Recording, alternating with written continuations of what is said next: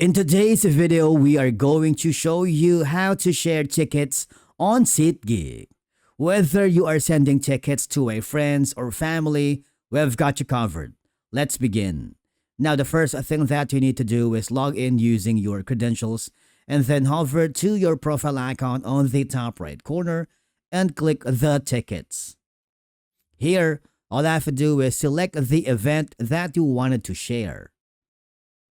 Okay, so once you've found the event and you wanted to share that ticket, all I have to do is click the transfer because you will see all the event details page, all right?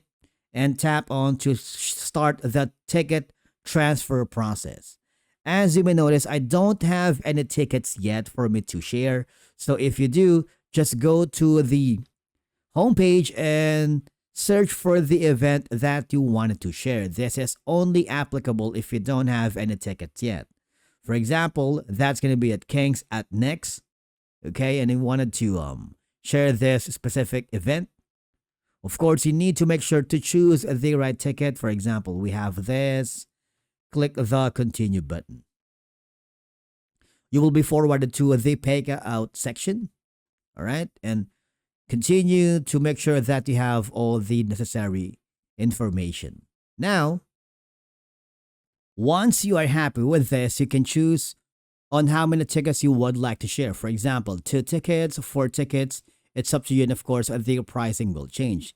You have all of these information for you to choose the payment method, and once you're happy, click the Pay Now and confirm the ticket.